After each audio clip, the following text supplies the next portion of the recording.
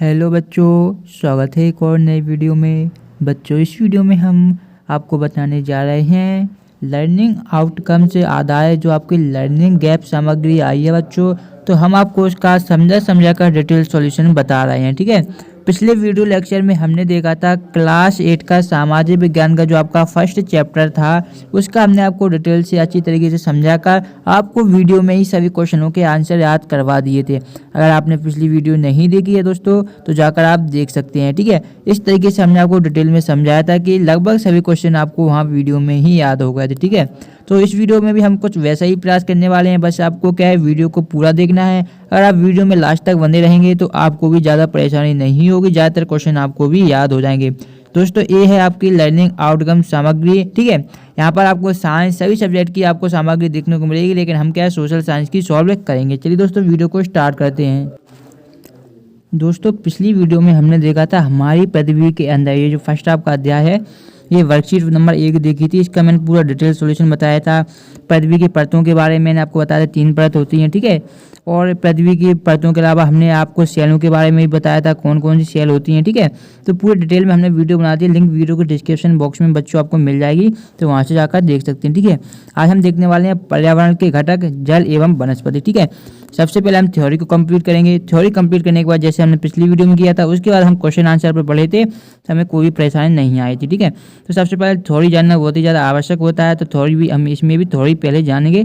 इन सभी क्वेश्चनों के हमने आपको आंसर डायरेक्ट याद करवा दिए थे जिन स्टूडेंटों ने पिछली वीडियो देखी है, क्योंकि दोस्तों लगभग 1700 से अधिक स्टूडेंट वो वीडियो को देख चुके हैं मात्र एक दिन में। ठीक है, कितने एक दिन में इतने स्टूडेंटों ने वीडियो देख लिया, यानी कि कुछ दम है वीडियो में।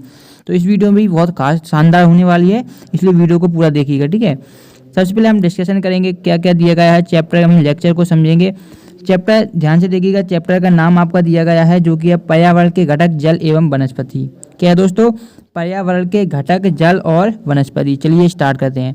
सबसे पहले सीखने का ये आपका प्रतिफल है 55/706 पर्यावरण के विभिन्न घटकों तथा उनके पारस्परिक संबंधों का वर्णन करते हैं। तो इनको आप चाहें तो पढ़ सकते हैं, विभिन्न टॉपिक दिए गए हैं। ठीक है, ये सब हेडिंग भी मान सकते हैं, ये सीखने का प्रतिफल है। अब देखिए जो चैप्टर हमारा है वो यहाँ पर है। पहले विषय वस्तु का संक्षिप्त परिचय जान लेते हैं, उसके बाद डिटेल में हम डिस्कशन करेंगे। तो संक्षिप्त परिचय देखिए यहाँ पर कि पर्यावरण का शाब्दिक अर्थ है हमारे आसपास जो भी उपस्थित है अथवा हमारे पास जो पाया जाता है पर्यावरण है। ठीक है, तो सिंपल भाषा में दोस्तों आप समझ सकते हैं पर्यावरण यानी कि हमारे आसपास में जो भी चीज़ें उपस्थित हैं, चाहे आप पेड़ पौधे ले सकते हैं या कोई भी वस्तु जो आपको दिखती है जो आपके आसपास उपस्थित है, उसे हम क्या बोलते हैं दोस्तों? पर्यावरण बोलते हैं। पर्यावरण का शाब्दिक अर्थ ही यही होता है कि हमारे पास जो भी उपस्थित है उसे हम पर्यावरण बोलते हैं। जैसे कि एग्जाम्पल के तौर पर मैंने आपको बताया, जल भी हो सकता है, स्थल, वायु, प्रकाश, प्रकृति द्वारा निर्मित संसाधन जैसे कि पेड़, नदी, मानव, पर्वत तथा मानव द्वारा निर्मित भी वस्तुएं जैसे कि सड़क, बांध, मेज, स्कूल, इमारतें, कार आदि, ये सभी क्या है हमें प्रत्यक्ष या अप्रत्यक्ष रूप से प्रभावित करती हैं। या हम दोस्तों ऐसी भी डेफिनेशन बोल सकते हैं, जो भी चीज़ हमें प्रभावित करती है वो क्या पर्यावरण के अंतर्गत आती है। तो इस तरीके से हमारी विषय वस्तु जो पर्यावरण का अर्थ था, अगर हमसे क्वेश्चन पूछा जाएगा कि पर्यावरण का शाब्दिक अर्थ क्या है, तो आपको लिखना दोस्तों पर्यावरण का शाब्दिक अर्थ है हमारे आसपास जो भी उपस्थित है अथवा हमारे पास जो पाया जाता है, क्या है दोस्तों? वही पर्यावरण है। ठीक है, फिर देखिए आगे पढ़ेंगे। देखिए किसी भी जीवित प्राणी के चारों ओर पाए जाने वाले लोग जैसे कि स्थान, वस्तुएं एवं प्रकृति को पर्यावरण कहते हैं। यह प्राकृतिक एवं मानव निर्मित परिघटनाओं का मिश्रण है। प्राकृतिक पर्यावरण में पृथ्वी पर पाए जाने वाले जीवीय तथा अजीवीय दोनों परिस्थितियां सम्मिलित हैं, जबकि मानवीय पर्यावरण में मानव की परस्पर क्रियाएं, उनकी गतिविधियां व उनके द्वारा निर्मित रचनाएं सम्मिलित हैं। ठीक है, प्राकृतिक पर्यावरण में क्या दोस्तों सम्मिलित है? जो जैसे कि जीवीय तथा अजैविक दोनों परिस्थिति सम्मिलित है, जबकि जो मानवीय पर्यावरण है उसमें मानव की क्रिया यानी कि मानव, ठीक मानवीय पर्यावरण है तो किससे संबंधित होगा दोस्तों? मानव से ही संबंधित होगा। और मानव से संबंधित होगा तो जो मानव क्रिया कराएंगे वो किसके अंतर्गत आएंगी? मानवीय पर्यावरण के अंतर्गत आएंगी। बस सेम वही बात यहाँ पर कही गई है। मानवीय पर्यावरण में मानव की परस्पर क्रियाएं, उनकी गतिविधियां व उनके द्वारा निर्मित रचनाएं सम्मिलित हैं। ठीक है, ये हमारा जो पर्यावरण से संबंधित कुछ जो दिए गए थे, परिभाषा दी गई थी और यहाँ पर बताया गया था कि जो प्राकृतिक पर्यावरण क्या होता है, मानवीय पर्यावरण क्या होता है, उसके बारे में हमने डिटेल से जान लिया है। अब बात करते हैं जल की, वाटर की। ठीक है, ध्यान से समझिएगा पूरे वीडियो लेक्चर को, क्वेश्चन आंसर तभी आप सॉल्व कर पाएंगे। देखिए जल हमारे जीवन के लिए अत्यंत आवश्यक है, सभी लोगों को पता है जल ही है, जल क्या है, जीवन है। जल अगर नहीं होगा तो हम ज़्यादा समय तक जीवित नहीं रह सकते। तो जल हमारे जीवन के लिए क्या बहुत ही ज़्यादा आवश्यक होता है। हमारी दैनिक दिनचर्या बिना जल के पूर्ण नहीं हो सकती। सौरमंडल के सभी ग्रहों में सिर्फ पृथ्वी पर ही जल पाया जाता है। ठीक है, क्वेश्चन अगर आपको आगे देखिएगा तो शायद ऐसा देखने को मिल सकता है, मैंने अभी देखे नहीं है क्वेश्चन आंसर कि एकमात्र ऐसा ग्रह कौन सा है जहाँ पर जल पाया जाता है। तो यहाँ पर आपको देखिए सौरमंडल के सभी ग्रहों में केवल पृथ्वी पर ही जल पाया जाता है। ठीक है, देखेंगे अगर क्वेश्चन ऐसा पूछा जाता है तो हम आंसर तुरंत बता देंगे, इसलिए यहाँ जीवन है। ठीक है, हमारी पृथ्वी का लगभग 3/4 भाग जल से घिरा हुआ है। इस जल का लगभग 97% जल खारा एवं केवल 3% जल ही मीठा अर्थात पीने योग्य है। तो ध्यान रखिएगा, क्वेश्चन ऐसे ही पूछा जा सकता है कि पृथ्वी पर पाए जाने वाले जल में कितने परसेंट पानी पीने योग्य है। तो आपको ध्यान रखिएगा केवल 3% ही जो है जल कैसा है, मीठा है अर्थात पीने योग्य है। तो देखिए सूर्य के ताप के कारण जल वाष्पित होता है, ठंडा होने पर जल वाष्प के रूप में संघनित होकर बादल एवं फिर वर्षा के रूप में पृथ्वी पर नीचे गिरता है। तो समझिएगा, देखिए जब क्या, देखिए यहाँ पर जल है। ठीक है, जब सूर्य का क्या होता है, प्रकाश आता है, जल वाष्पन यानी कि वाष्पन से ऊपर चला जाता है और बादलों से होकर पुनः पृथ्वी पर आ जाता है। ठीक है, वर्षा के रूप में, यही यहाँ पर बताया गया था, संघनित होकर बादल एवं फिर वर्षा के रूप में पृथ्वी पर नीचे गिरता है। जल लगातार अपना स्वरूप बदलता रहता है, यह महासागरों, वायुमंडल व संपूर्ण पृथ्वी के बीच चक्कर लगाता रहता है। इस संपूर्ण प्रक्रिया को हम जल चक्र कहते हैं। महासागरीय जल 3 रूपों में गतिमान रहता है, जो कि आपके रहते हैं तरंगों में रहता है, पहला ज्वार भाटे में रहता है और धाराओं में रहता है। ठीक है, अब बात करते हैं दोस्तों प्राकृतिक वनस्पति एवं वन्य जीव की। ध्यान से सुनिएगा पूरी चीज़ों को जो मैं आपको बता रहा हूँ। जितनी भी मैं चीज़ें आपको बताऊंगा सभी महत्वपूर्ण होंगी और आपको बहुत ही नॉलेज देने वाली होंगी, तो वीडियो को पूरा देखिएगा। ठीक है, देखिए स्थल की ऊंचाई में परिवर्तन होने से जलवायु में भी परिवर्तन होता है। ठीक है, देखिए अगर हम स्थल की ऊंचाई में बढ़ेंगे तो देखिए ताप में भी परिवर्तन होगा, दाब में भी परिवर्तन होगा, वायु में भी परिवर्तन होगा, यानी कि स्थल की ऊंचाई में परिवर्तन होने पर जलवायु में भी परिवर्तन होता है। जैसे कि आप यहाँ से देखिए आपकी जो परतें होती हैं, क्षोभ मंडल, समताप मंडल, मध्य मंडल, काफ़ी सारी पृथ्वी की परतें पाई जाती हैं, तो परतों में भी परिवर्तन होता है। ठीक है, ध्यान रखिएगा, जिससे प्राकृतिक वनस्पति भी बदलती है। प्राकृतिक वनस्पति कुछ कारकों से प्रभावित होती है, जैसे कि तापमान, वर्षा, मिट्टी, नमी, ढाल आदि। ठीक है, अगर क्वेश्चन पूछा जाता है कि प्राकृतिक वनस्पति किन कारकों से प्रभावित होती है, तो ध्यान रखिएगा तापमान से होती है, वर्षा से होती है, मिट्टी से होती है, नमी से होती है और ढाल आदि से प्रभावित होती है। ठीक है, आगे बढ़ेंगे तो बच्चों यहाँ पर देखिएगा, अब आता है यहाँ पर प्राकृतिक वनस्पति को हम 3 मुख्य भागों में बांट सकते हैं। ठीक है, यानी कि जो आपकी प्राकृतिक वनस्पति होती है उसे हम 3 भागों में बांट सकते हैं।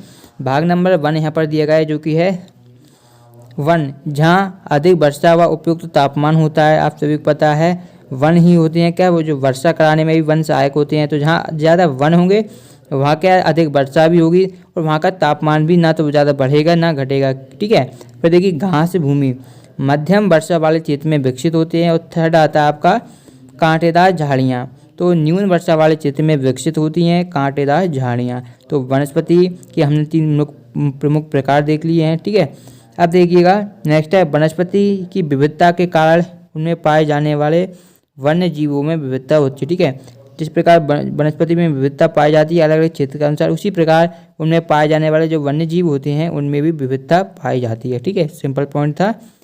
अब आगे देखिए अभ्यास हेतु हमें वर्कशीट दी गई है दोस्तों। अब इस वर्कशीट का हम पूरा सॉल्यूशन देखने वाले हैं। पूरी थ्योरी हमने कंप्लीट कर ली है, अब वर्कशीट का सॉल्यूशन देखेंगे। देखिए अभ्यास हेतु वर्कशीट दी गई है कि अपने घर के आसपास अवलोकन कर प्राकृतिक पर्यावरण व मानव निर्मित पर्यावरण के उदाहरणों की सहायता से निम्न तालिका को पूरा कीजिए।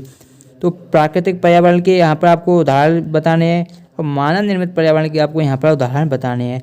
मैंने आपको दोस्तों ऊपर ही बताया था कि जब मैंने आपको बताया था कि प्राकृतिक पर्यावरण और मानव निर्मित पर्यावरण, यहाँ पर एक बार मैं आपको फिर बता देता हूँ। यहाँ पर देखिएगा, देखिए यहाँ पर शब्द आए थे प्राकृतिक पर्यावरण और मानवीय पर्यावरण, तो इनके हमें एग्जाम्पल बताने थे। चलिए दोस्तों अब हम जितने भी अभ्यास प्रश्न दिए गए हैं सबका आंसर देखते हैं एक साथ में। तो दोस्तों देखिएगा ये हम आ चुके हैं, आंसर है मैंने यहाँ पर नोट कर लिए हैं। तो देखिए प्राकृतिक पर्यावरण के अंतर्गत आते हैं जैसे कि जीव क्या है प्रकृति ने दिए हैं, जमीन, वायु और जल। ये क्या है दोस्तों हमारे प्राकृतिक पर्यावरण के घटक हैं। किसके हैं दोस्तों, प्राकृतिक पर्यावरण। ठीक है, अब आगे देखिएगा मानव निर्मित पर्यावरण की बात करते हैं तो मानव ने जो चीज़ें निर्मित की हैं उन्हें हम क्या बोल सकते हैं, मानव निर्मित पर्यावरण। पर्यावरण का मतलब आप जानते हैं, जो भी हमारे आसपास जो भी चीज़ें हैं उन्हें हम पर्यावरण बोलते हैं, ठीक है। तो मानव ने क्या निर्मित किया, घर निर्मित किए हैं तो ये मानव निर्मित पर्यावरण हो गया। पार्क निर्मित किए हैं तो ये मानव निर्मित पर्यावरण हो गया। सड़कें भी मनुष्य ने निर्मित की हैं तो ये क्या हो जाएगा दोस्तों, मानव निर्मित पर्यावरण हो जाएगा। जबकि जो मंदिर भी मानव ने निर्मित किए हैं तो ये भी मानव निर्मित पर्यावरण हो जाएगा। मानव निर्मित पर्यावरण से दोस्तों तात्पर्य यही है कि जो भी मानव ने निर्मित किए हों, यहाँ पर एग्जाम्पल आप बहुत बना सकते हैं, कोई गिनती नहीं रहेगी एग्जाम्पल की। मानव ने कई चीज़ें निर्मित की हैं, ठीक है।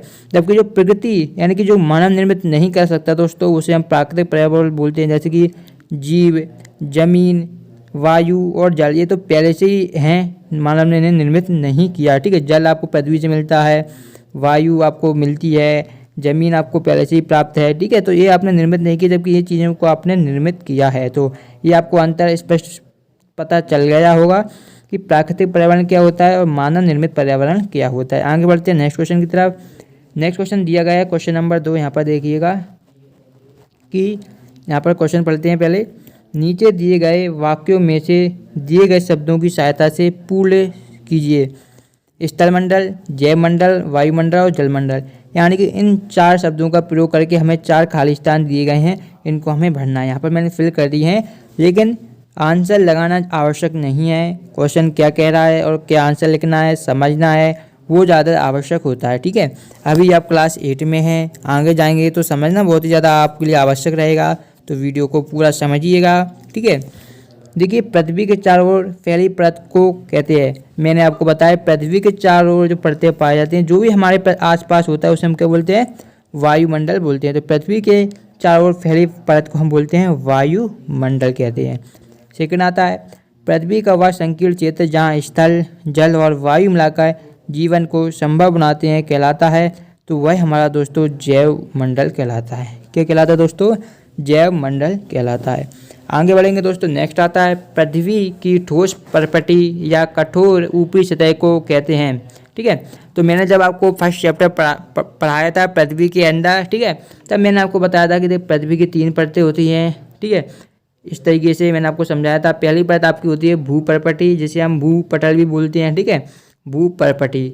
सेकेंड आपकी होती है मेंटल, ठीक है, मेंटल। और थर्ड आपकी होती है क्रो, ठीक है। ये मैंने आपको डिटेल से समझाया था, ठीक है।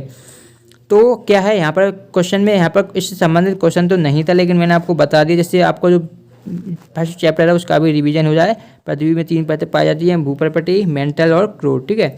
अब यहाँ पर पूछा गया था कि पृथ्वी की ठोस परपटी, ये हम बोल सकते हैं भूपरपटी, इसकी बात की जा रही है यहाँ पर, ठीक है। इसकी बात की जा रही है भूपरपटी की, ठीक है। तो भूपरपटी या कठोर ऊपरी सतह को क्या कहते हैं, तो उसे हम स्थल मंडल बोलते हैं, स्थल मंडल। ओके, ये कंप्लीट हो गया। अब देखिए नेक्स्ट है, जल के क्षेत्र को कहते हैं। तो जल के क्षेत्र को सिंपली सभी को पता है, जल का जो क्षेत्र होता है उसे हम जल मंडल बोलते हैं। तो ये भी क्लियर हो गया होगा सभी स्टूडेंटों को। आगे बढ़ते हैं, आगे देखिएगा, आगे आता है, नीचे दिए गए संसाधनों को जीवीय तथा अजीवीय समूह में वर्गीकृत कीजिए।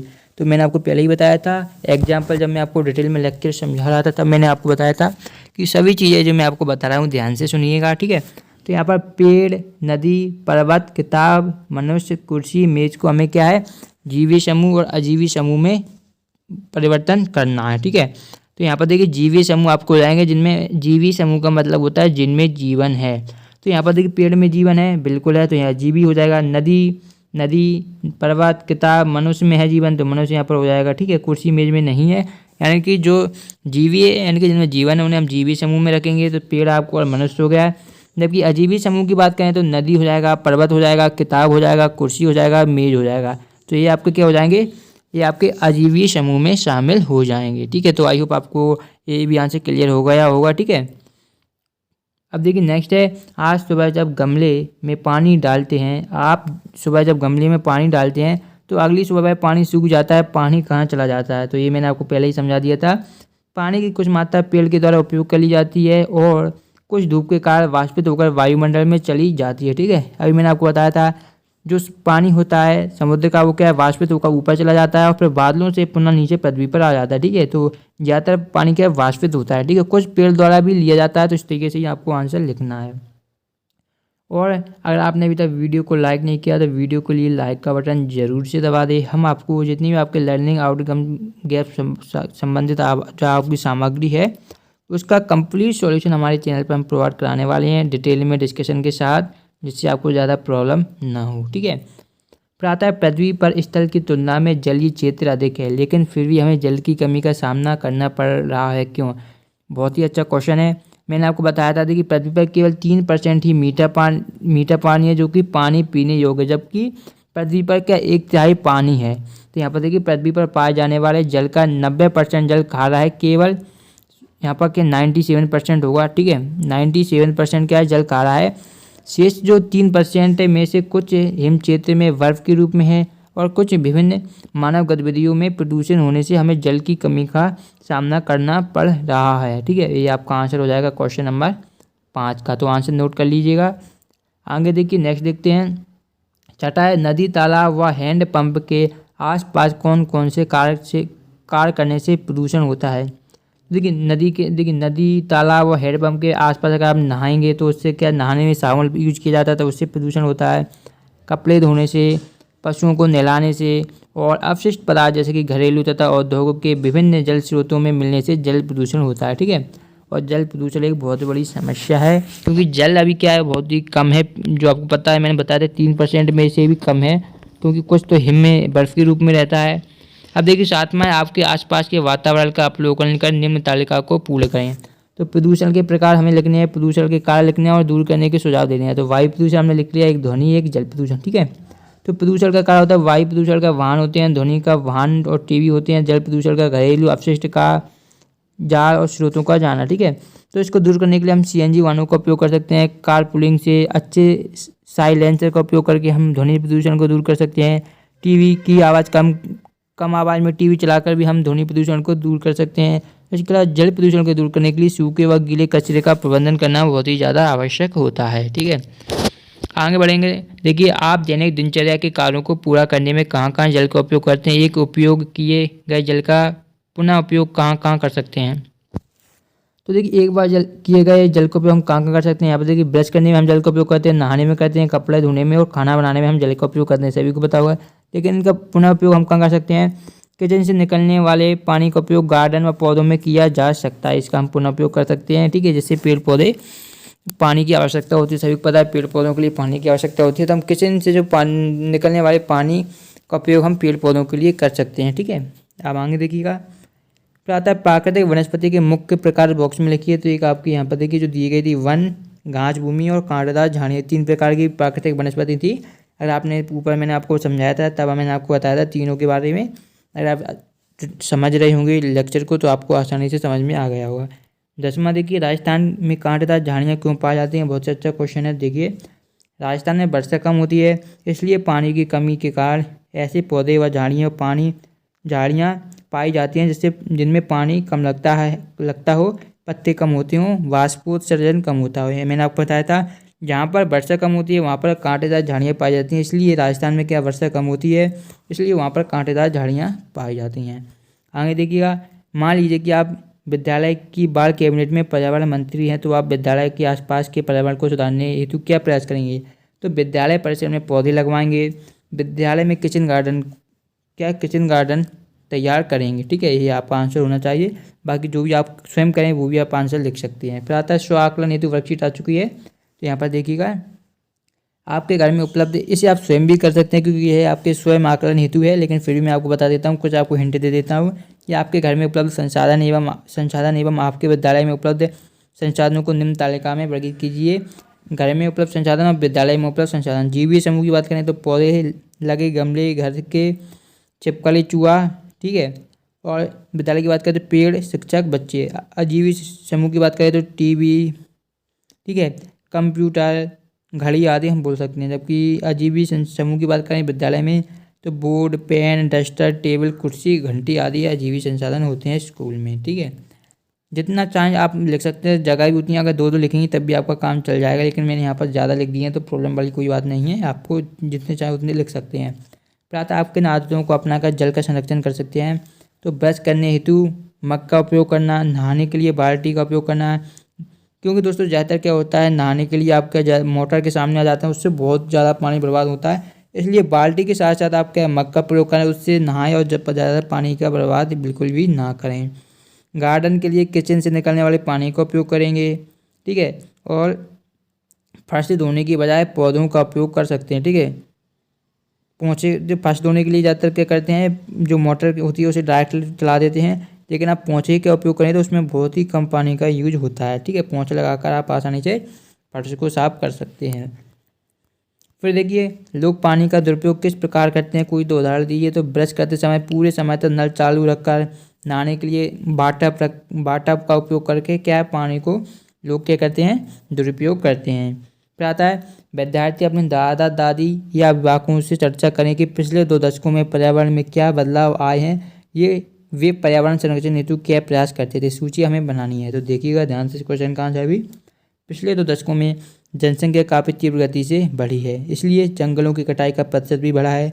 इस कारण पर्यावरण में काफ़ी बदलाव आया है। पर्यावरण संरक्षण हेतु हम अधिक से अधिक पेड़ लगाने का प्रयास करते थे। इस तरीके से आपको आंसर लिख देना है, ठीक है।